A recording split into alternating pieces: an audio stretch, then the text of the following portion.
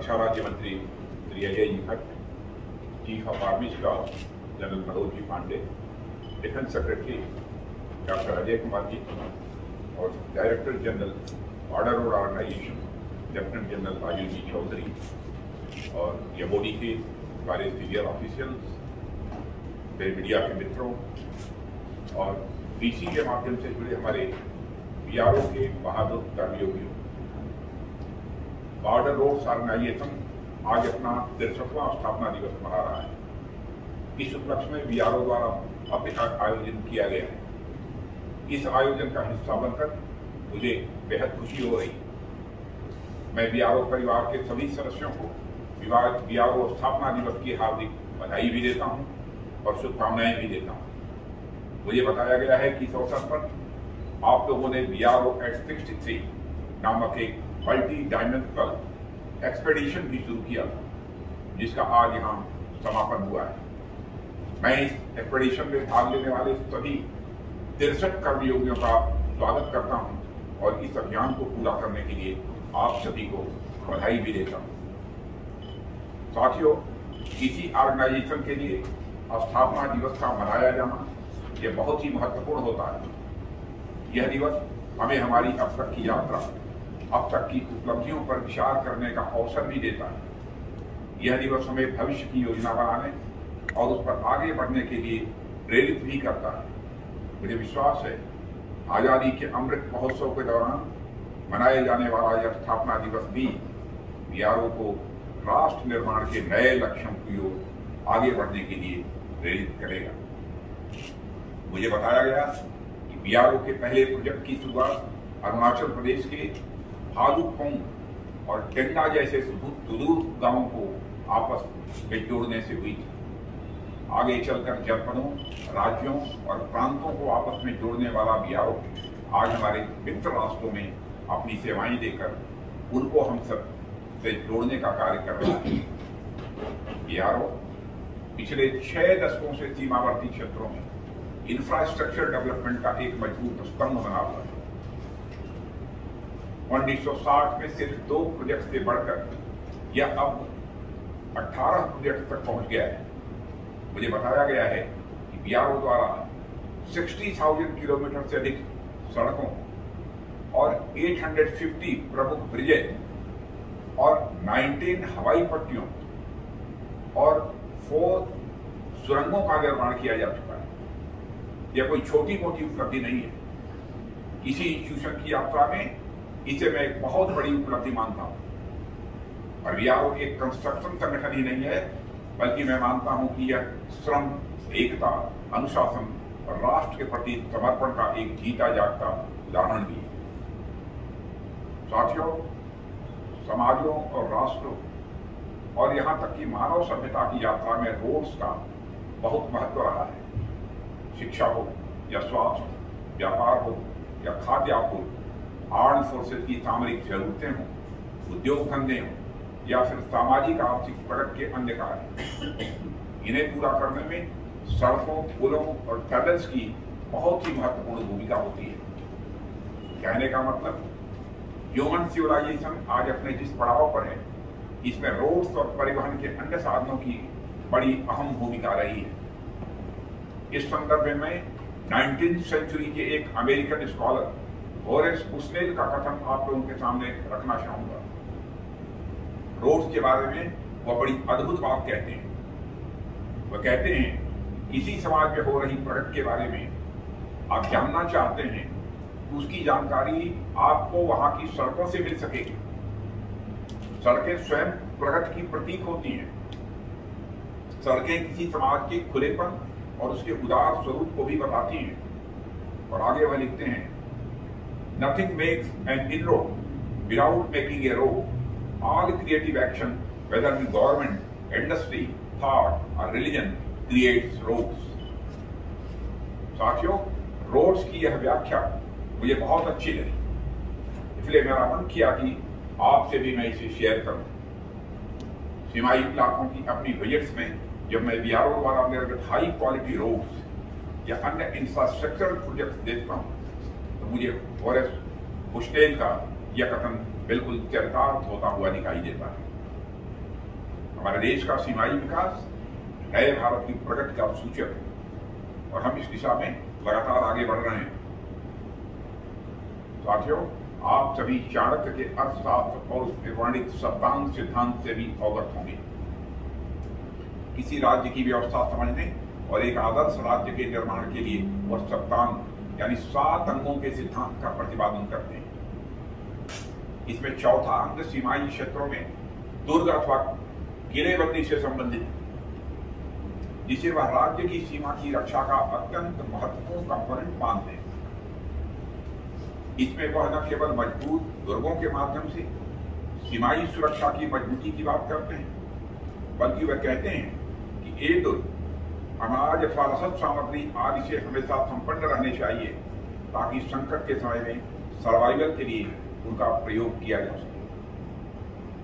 आज जब हमारा व्यापक सीमा पर खड़े सैनिकों की जरूरतों के लिए रसद और हथियार आदि सामानों की ट्रांसपोर्टेशन के लिए रोड्स, ब्रिजेस और टनल्स का निर्माण कर रहा है, मैं कह सकता हूं आधुनिक पद्धतियों के साथ साथ हम अपनी उन प्राचीन नीतियों का भी पूरा मार्गदर्शन प्राप्त कर रहे हैं जो कभी हमारे राज्यों की सुरक्षा और उनके अजेय बने रहने का कारण होती है।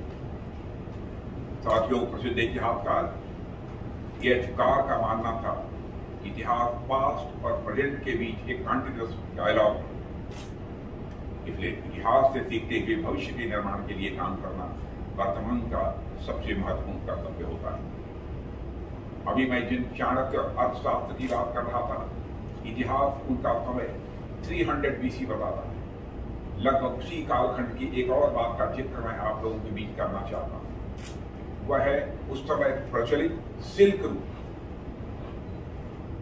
साथियों, चीन, मध्य एशिया और यूरोप से होते हुए यह मार्ग अफ्रीका तक जुड़ा हुआ था और ट्रैवलर्स, पिलग्रिम्स और व्यापारियों का जाना माना और पसंदीदा यह मार्ग था। हमारे देश के अनेक व्यापारी केंद्र जैसे ताम्रलिप्ति, लेह, जैसलमेर, मथुरा और बनारस आदि इसी रूट से भली भांति जुड़े थे।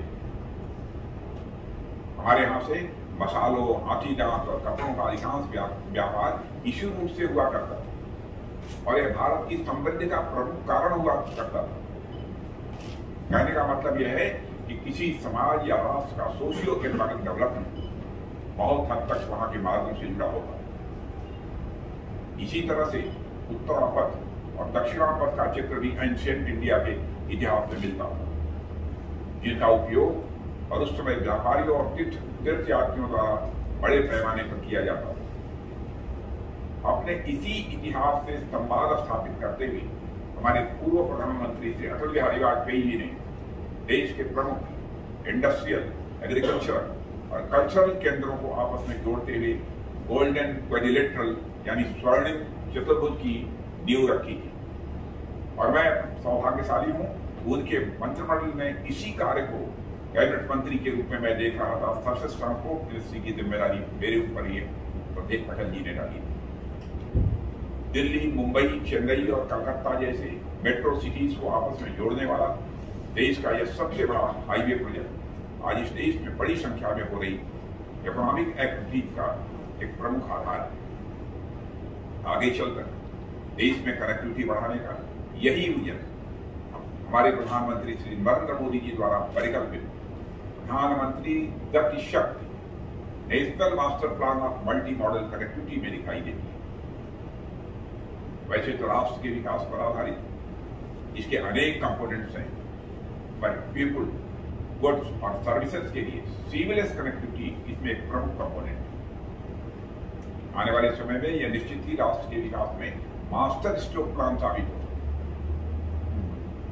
साथियों, किसी राष्ट्र की प्रगति एक दिन की प्रक्रिया नहीं होती है। राष्ट्र के लोग, विभिन्न संस्थान, संगठन, सेनाएं, गवर्नमेंट और इंडस्ट्री आदि जितने भी पूरक एंटिटीज निष्ठा और समर्पण के साथ एकजुट होकर जब आगे बढ़ती हैं, तब कोई राष्ट्र प्रगति पथ पर अग्रसर होता है। इन्हें मैं पूरक इसलिए कह रहा हूं क्योंकि देखने में यह सब भले अलग अलग दिखते हो, पर एक की प्रगति के बिना दूसरे की प्रगति किसी भी सूरत में संभव नहीं।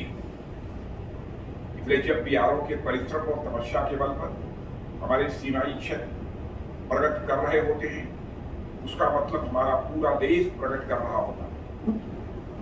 बीआरओ जब देश के सीमाई इलाकों में सड़कों का जाल बिछा रहा होता है या अन्य इंफ्रास्ट्रक्चर प्रोजेक्ट्स पर काम कर रहा होता है, तो केवल उस खास इलाके की ही नहीं बल्कि पूरे देश की सुरक्षा और समृद्धि के लिए नए द्वार खोल रहा होता है। साथियों, 60 वर्षों से अधिक की अपनी एक लंबी यात्रा में बीआरओ ने अपने आप को हर एक मुकाम पर सिद्ध किया है। सामान्य तौर पर मैंने देखा है कि लोग एक पड़ाव पर आने के बाद विराम लेने लगते हैं, सोचते हैं हम कुछ और विश्राम कर लें, फिर अगले पड़ाव के लिए निकलते हैं। लेकिन बीआरओ को मैंने कभी विश्राम करते हुए नहीं देखा। क्रमेण सर्वम साध्यम, मैं समझता हूं कि बीआरओ का आदर्श वाक्य ही नहीं बल्कि बीआरओ की जो संस्कृति है, बीआरओ की जीवन शैली है, जिसे बीआरओ प्रारंभ से अब तक जीता आया है। बचपन में हम हिंदी के प्रसिद्ध कवि अयोध्या सिंह उपाध्याय हरिगौद की कर्मवीर नामक एक कविता पढ़ा करते थे, जिनकी कुछ पंक्तियां इस प्रकार थी। पर्वतों को काटकर सड़कें बना देते हैं वे, पर्वतों को काटकर सड़कें बना देते हैं वे, सैकड़ों मरुभूमि में नदियां बहा देते हैं वे, गर्भ में जलराशि के बेड़ा चला देते हैं वे, जंगलों में भी महामंगल रचा देते हैं वे। तब हम सोचते थे कहाँ होते होंगे ऐसे लोग जो पर्वत भी काट कर सड़कें बना देते हों। कवि का तो काम है कल्पना करके कविताएं लिखना, और इसमें सच्चाई भी होती है क्या। पर आगे चलकर जब मैंने आप जैसे एक नहीं अनेक कर्मवीरों को देखा, तब मुझे लगा यह कविता आप लोगों के लिए ही शायद लिखी गई थी और पूरी सच्चाई के साथ लिखी गई। साथियों, जैसा कि मैंने अभी कहा, बीआरओ को मैंने कभी थकते और रुकते हुए नहीं देखा। अभी कुछ ही दिन पहले अटल टनल रोहतांग का निर्माण कर बीआरओ ने पूरी दुनिया को भारत के इंजीनियरिंग प्रोग्रेस से परिचित करा दिया। यह बीआरओ की ही नहीं बल्कि पूरे देश की सबसे बड़ी उपलब्धियों में से एक रहा है। इसी तरह उबेला पास पर दुनिया की सबसे ऊंची सड़क बनाकर बीआरओ ने कंस्ट्रक्शन के क्षेत्र में एक नया रिकॉर्ड कायम कर दिया है। State of the art bilane Sela tunnel और नेक्सिफ्यू टनल जैसे प्रोजेक्ट्स भी इसी कड़ी में अन्य महत्वपूर्ण उदाहरण है। सिंगल और डबल लेन दोनों प्रकार के मॉडुलर ब्रिज लॉन्च करके बीआरओ ने दूर क्षेत्रों में केवल बेहतर कनेक्टिविटी प्रदान की है और देश की सुरक्षा व्यवस्था को भी सुदृढ़ करने में अपना योगदान दिया है। साथियों, बॉर्डर एरिया तो खासकर आज विकास के नए केंद्र बनकर उभरे उत्तर पूर्व जैसे क्षेत्र न केवल अपना विकास कर रहे हैं बल्कि पूरे देश के समग्र विकास का नया गेटवे बन रहे हैं। हमारी नॉर्थ ईस्ट का क्षेत्र साउथ एशिया और साउथ ईस्ट एशिया के मिलन का भी यह क्षेत्र है। नॉर्थ ईस्टर्न स्टेट्स की अच्छी खासी सीमाएं नेबरिंग कंट्रीज के साथ मिलती हैं, पर वे साउथ ईस्ट एशिया के साथ इकोनॉमिकली और कल्चरली इंटीग्रेटेड हैं। इस तरह हमारा नॉर्थ ईस्ट बिम्स्टेक कंट्रीज के साथ रिलेशंस में अपनी अहम भूमिका निभाता है। ऐसे में इन क्षेत्रों का विकास हमारी राष्ट्रीय और अंतर्राष्ट्रीय स्तर पर प्रगति दोनों के लिए महत्वपूर्ण है। कंस्ट्रक्शन की अपनी प्रमुख भूमिका से आगे बढ़ते हुए यह संगठन बीआरओ कैफे और हाल ही में लॉन्च टूरिज्म वेबसाइट आज के माध्यम से सुदूर क्षेत्रों में टूरिज्म को बढ़ावा देने की ओर आगे बढ़ रहा है। और यह सब निश्चित ही बीआरओ के लगातार बढ़ते कद को दर्शाता है। और साथियों, नॉर्दर्न सेक्टर में पिछले कुछ समय में बढ़ी चाइनीज प्रेजेंस से हम सभी अवगत हैं। माउंटेनस एरियाज में कंस्ट्रक्शन की अपनी दक्षता के कारण वे बड़ी शीघ्रता से मनचाही जगहों पर अपनी पहुंच बनाने की कोशिश करते हैं। बीआरओ को भी मैं समझता हूं उनके पैरेलल टेक्नोलॉजी के भरपूर उपयोग के साथ और तेज गति से अपनी कैपेबिलिटी बढ़ाने पर जोर देना चाहिए। तो मैं कह सकता हूं बीआरओ इस काम को बखूबी कर रहा है। सरकार अपनी ओर से इस दिशा में पूरा प्रयास कर रही है। हाल ही में बीआरओ के कैपिटल बजट में 40% की बढ़ोतरी की घोषणा के साथ सरकार ने देश की सुरक्षा और सीमावर्ती क्षेत्रों के विकास की अपनी प्रतिबद्धता को दोहराया है। साथियों, सीमावर्ती क्षेत्रों का विकास वहां के आर्थिक विकास के साथ साथ हमारी कॉम्प्रिहेंसिव डिफेंस स्ट्रेटजी का एक मेजर पार्ट है। देश की सुरक्षा के लिए केवल नए और बड़े बड़े और हथियार ही पर्याप्त नहीं होते। जहां उनकी जरूरत है सेना को वह सब सरकार उपलब्ध करा ही रही है, पर उससे कहीं आगे बढ़ते हुए जन भागीदारी भी हमारी ओवरऑल डिफेंस स्ट्रेटजी का एक बहुत ही इंपॉर्टेंट पार्ट है। सीमाई क्षेत्रों की क्षमता जितनी संपन्न होगी उन क्षेत्रों की सुरक्षा को लेकर वह उतनी जागरूक और साथ ही साथ सजग भी होगी, ऐसा मेरा मानना है।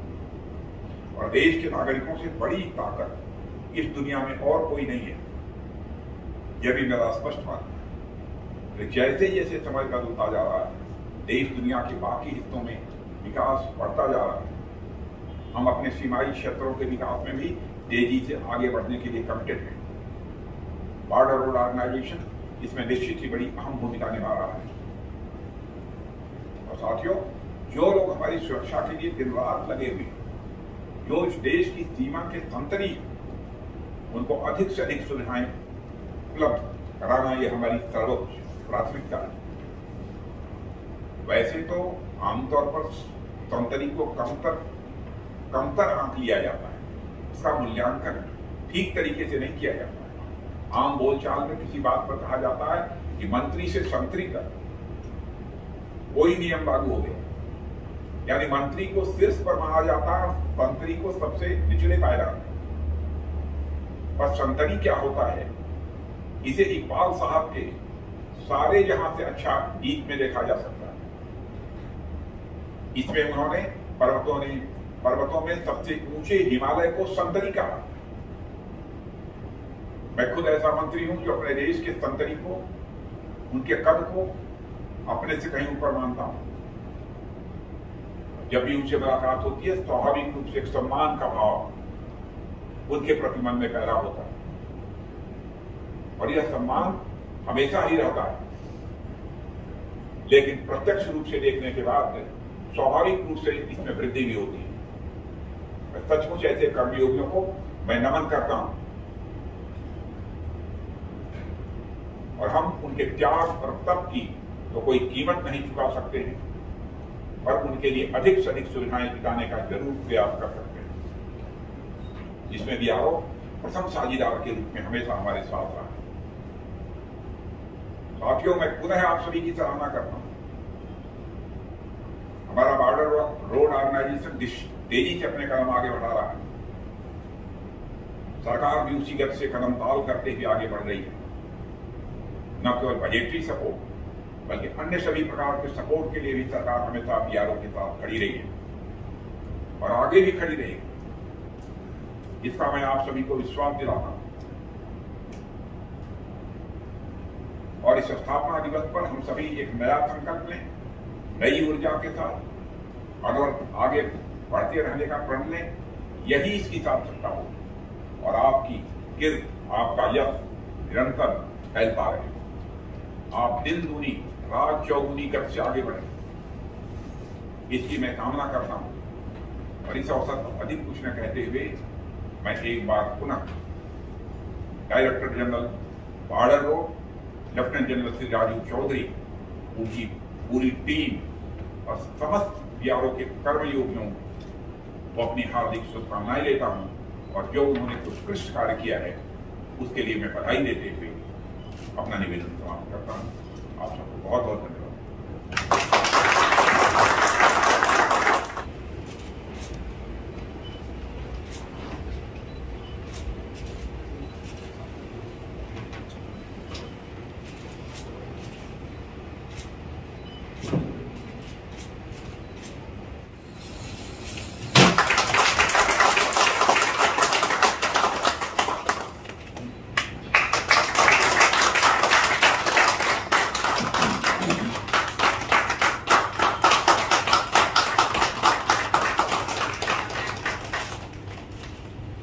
कृपा करें।